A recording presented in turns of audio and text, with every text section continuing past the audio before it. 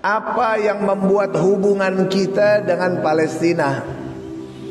Apakah kita hanya sebatas hubungan ukhuwah saja?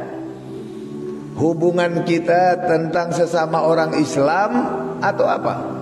Karena Nabi SAW bersabda, al-muslimu akhul muslim. Orang muslim itu saudaranya orang muslim. Fala yazlimuhu wa la yuslimuh. Maka tidak boleh dia menzalimi dan tidak boleh dia menyerahkannya kepada musuh untuk dibinasakan. Orang muslim nggak boleh menyerahkan saudaranya untuk dibinasakan oleh musuh, ya ikhwan. Harus kita jaga, kita pertahankan. Atau firman Allah Subhanahu wa taala, innamal mu'minuna ikhwah. Sesungguhnya orang-orang beriman itu ikhwatun, bersaudara. Atau ada masalah apa lagi? Ternyata saudara sekalian, termasuk yang mengikat hubungan kita dengan Palestina bukan hanya hubungan persaudaraan, persaudaraan keimanan, bukan, tapi lebih dari itu. Palestina ada satu tempat yang disucikan Allah Subhanahu wa taala, yang mana kita sebagai umat Islam wajib kita terlibat dalam pembelaannya, menjaga kesuciannya, menghindari daripada pelecehan dan penodaan masjid tersebut, yaitu Masjid Al-Aqsa Al-Mubarak. Masjid Al-Aqsa adalah satu tempat, bukan bangunan begini. Masjid Al-Aqsa bukan seperti bangunan yang kita ada sekarang nih, bukan.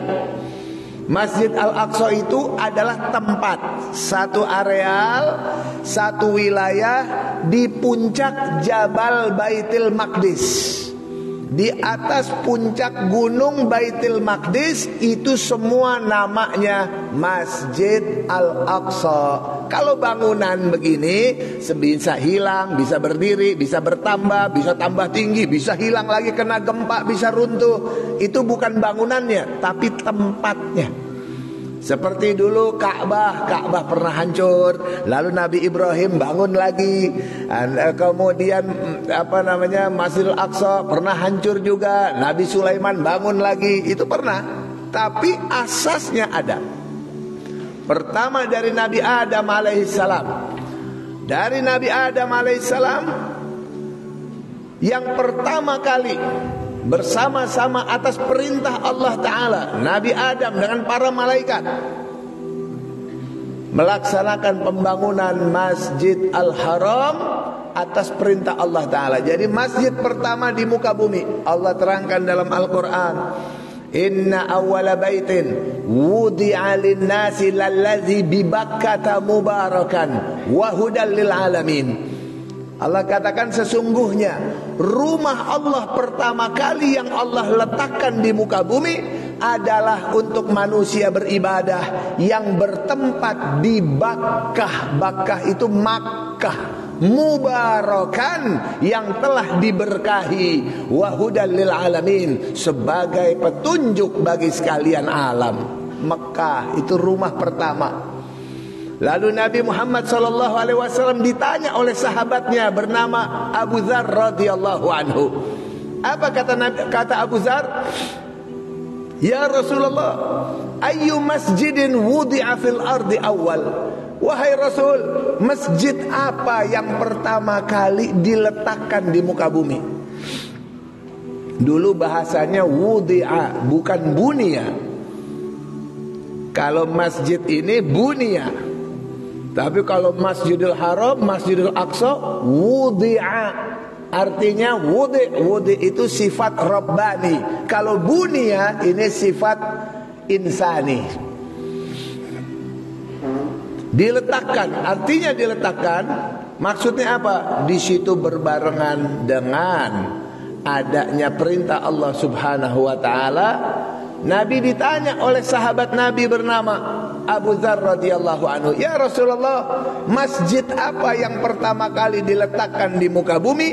Nabi menjawab, Al-Masjidul Haram. Qultu thumma ay. Lalu Abu Dzar bertanya lagi, lalu apa setelah Masjidil Haram? Nabi menjawab, Al-Masjidul Aqsa. Masjid yang kedua diletakkan di muka bumi adalah Masjid Al-Aqsa, nomor 2. Lalu Abu Dzar bertanya lagi, kam kana bainahuma? Berapa jaraknya antara pembangunan Masjidil Haram dengan pembangunan Masjidil Aqsa? Ditanya kam kana bainahuma, berapa jaraknya antara pembangunan dua-duanya itu? Nabi menjawab, arba'una sanah, 40 tahun. Berarti 40 tahun Nabi Adam membangun Masjidil Haram, 40 tahun berikutnya orangnya masih yang sama, belum jauh ini, masih 40 tahun. Berarti masih satu orang. Makanya para ahli tafsir, ahli hadis dan ahli tarikh menyatakan bahwasannya yang pertama kali membangun Masjidil Haram dan Masjid Al-Aqsa adalah Nabi Adam alaihissalam atas perintah Allah subhanahu wa ta'ala dan dibantu oleh para malaikat. Karena ada sifat wudhi tadi itu, bukan hanya dibangun tapi termasuk diletakkan. Kenapa demikian? Karena di dalam Masjidil Haram bisa kita lihat, di dalam Masjidil Haram ada rumah Allah namanya Baitullahil Haram, Ka'bah. Di dalam Ka'bah ada lagi yang istimewa, yaitu Hajarul Aswad. Hajarul Aswad kata Nabi, dia adalah batu dari sorga, dari jannah. Pertama warnanya sangat putih, lebih putih dari susu. Tapi ternyata sawadathu dzunubul insan, itu Hajarul Aswad menjadi hitam karena dosa-dosanya manusia. Batu dari sorga. Lalu apa yang ada di Masjidil Aqsa?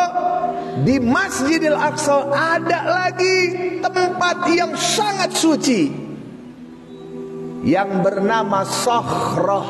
Sakhrah itu undakan batu, panjangnya 13 meter.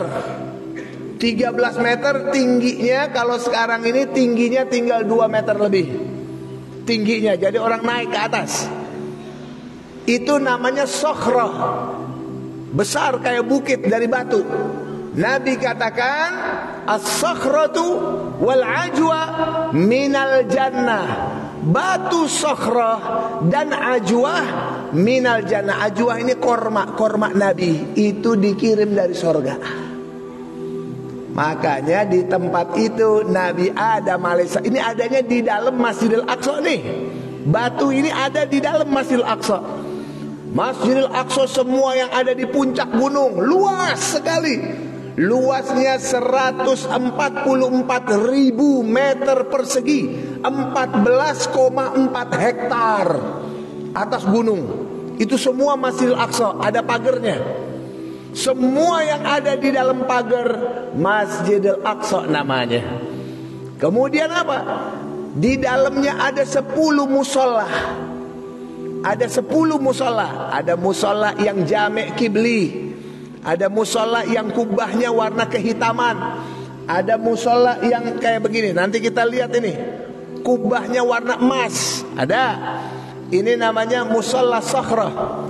Ada lagi di bawah tanah ada 3 musola. Di atas tanah ada 7 musola. Ada dari musola namanya musola Al-Umari, musola Umar di bawah tanah.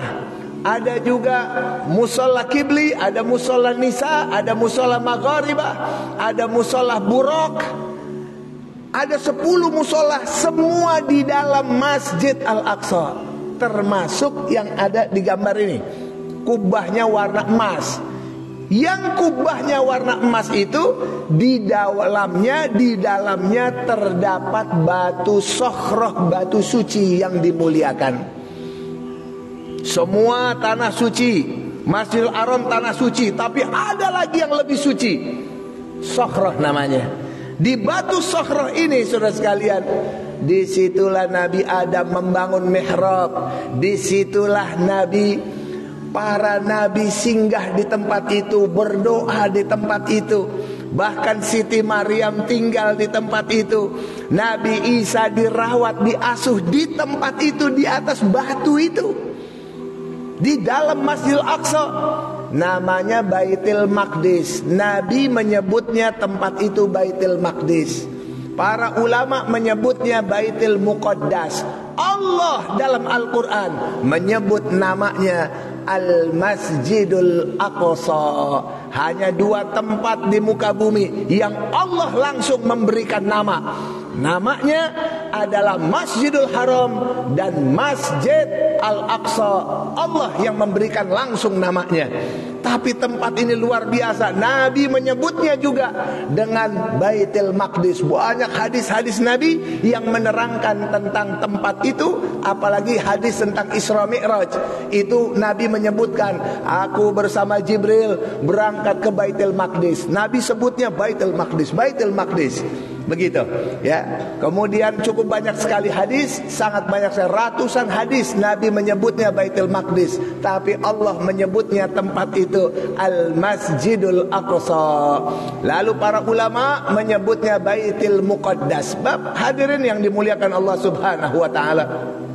Sebelum kita masuk pada khutbah, kita di sini perlu mengenal. Ini hanya sebatas mengenal. Dari batu itulah Nabi kita saat Mi'raj berangkat dari Mekah ke Masjidil Aqsa. Sampai Masjidil Aqsa naik ke atas batu Sakhroh. Dari batu Sakhroh naik ke langit. Makanya Masjidil Aqsa disebut Bawabatus Sama, pintu langit.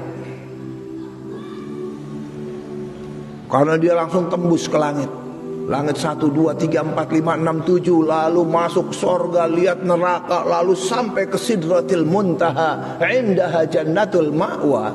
Idh yaghsha sidrata ma yaghsha, ma zaghal basaru wa ma tagha, laqad ra'a min ayati rabbihil kubra. Sampai ke sana terima wahyu. Salat 5 waktu sehari, turun lagi ke Masjidil Aqsa. Sudah dipertemukan, Allah kumpulkan seluruh Nabi dan Rasul di tempat itu. Lalu Nabi kita menjadi imamnya. Bagi para Nabi dan Rasul berkumpul di dalamnya. Dari Nabi Adam sampai Nabi Isa berkumpul semua di situ. 124.000 Nabi dan Rasul, 250 Rasul kumpul semua, Allah pertemukan. Lalu malaikat Jibril mengatakan, salatlah wahai Nabi Muhammad, menjadi imam bagi mereka semua. Nabi kita salat menjadi imam di sekitar batu itu. Kok muat? Emang muat. Masjidil Aqsa itu luas sekali, sangat luas.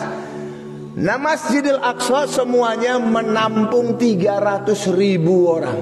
Jadi kalau Nabi dikumpulin 124.000 Nabi muat. Nah, jadi bayangkan tempat ini. Ternyata saudara sekalian, Israel menjajah Palestina. Begitu menjajah Palestina, mulai dia bantai orang Palestina, dia usir orang Palestina, dia duduki tanah-tanah orang Palestina, sampai orang Palestina jadi minoritas. Lalu dipecah-pecah wilayah. Ada tepi barat, ada Gaza. Gaza ditembok. Gaza itu satu kota yang gak pernah mau tunduk sama penjajah. Gak ada damai. Tidak ada damai. Kamu penjajah keluar 1 senti pun tanah Palestina gak boleh ada bendera penjajah di sini. Keluar.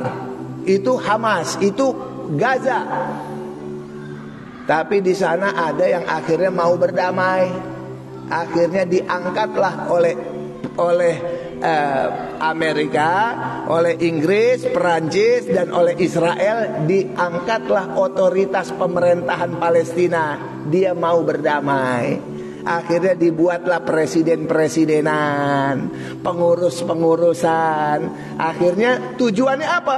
Untuk mengabdi kepada Israel dan untuk menjadi tukang pukul dan tukang lapor kepada pemerintah Israel kalau ada masyarakat yang melawan. Itu pemerintahan Palestina, pemerintahan bentukan Israel, diakui Amerika, tapi tetap namanya Palestina. Tapi apa? Dia nggak boleh punya militer, mata uang aja nggak punya. Saya pernah berangkat ke Gaza tahun 2028, 2029. Sampai di sana nggak ada mata uang Palestina, nggak ada. Mata uangnya mata uang shekel. Shekel itu mata uang Israel. Nah, jadi mereka menjajah. Begitu mereka menjajah, ternyata menjajah bukan sebatas menjajah mau ambil tanahnya Palestina, termasuk dia mau ambil Masjid Al-Aqsa. Masjid Al-Aqsa yang kubahnya ada kubah warna emas, di bawahnya itu ada batu sokhroh. Itulah yang mau dibangun oleh Zionis Israel. Kuil Solomon katanya, kuil Sulaiman, kuil tempat ibadah orang Yahudi. Jadi Yahudi mau ambil sepertiga. Udah, orang Islam ambil sepertiga, Kristen ambil sepertiga, kami Yahudi juga ambil sepertiga itu masjid. Itulah makanya saudara-saudara kita di Palestina tidak ada kata lain kecuali perang. Para pejuang dari Gaza sudah kasih peringatan. Masjidil Aqsa itu benang merah di antara kita. Ente deketin, ente sentuh, kita bertaruh di situ. Siapa yang menang di antara kita? Kami korbankan apa saja yang kami miliki demi tempat itu. Ternyata nggak dihiraukan. Tetap mereka buat acara-acara di dalam proses menuju pembongkaran Masjidil Aqsa. Mereka udah sebutin di televisi, acara-acara upacara untuk nanti prosesnya akan ada pembongkaran. Udah disebutin, udah diumumin. Lalu acara upacara Eid mereka sudah mulai dilakukan di dalam Masjidil Aqsa. Umat Islam sudah dijauhi dari Masjidil Aqsa. Udah yang pengen sholat dilarang dan lain. Ini udah pertanda bakalan secepatnya. Dan peringatan dari mujahidin Gaza nggak didengarkan. Akibatnya pejuang-pejuang kemerdekaan di Gaza langsung musyawarah, langsung rapat atur strategi dan langsung melakukan serangan pada tanggal 7 Oktober. Serangan besar-besaran yang mana serangan tersebut menjadikan Israel hancur lebur, mentalnya rusak, wajah mereka ditaruh di tanah, dibuat bersujud, diinjak muka mereka dan rusak wajah mereka di seluruh dunia menyaksikan kebiadaban mereka. Ternyata Israel yang katanya begitu kuat ternyata nggak bisa berbuat apa-apa. Inilah sampai sekarang, makanya perang tersebut di Palestina disebutlah perangnya namanya Harb Tufanul Aqsa. Tufanul Aqsa artinya badai Al-Aqsa. Kenapa dia sebut namanya badai Al-Aqsa? Karena untuk menghabisi najis-najis orang Yahudi dan perbuatan-perbuatan syirik yang mereka kerjakan di dalam Masjid Al-Aqsa. Tufan ini akan membersihkan itu semuanya. Alhamdulillah, jadi kita semuanya bersyukur. Padahal Masjid Al-Aqsa ini bukan kewajiban orang Palestina saja. Ini kewajiban umat Islam semua, termasuk orang Aceh. Masjidil Aqsa itu milik umat Islam yang pernah mengucap 2 kalimat syahadat. Mereka wajib, saudara-saudara, terikat. Bukan hanya milik orang ini. Makanya sekarang kita double dan double kewajiban kita untuk urusan Palestina.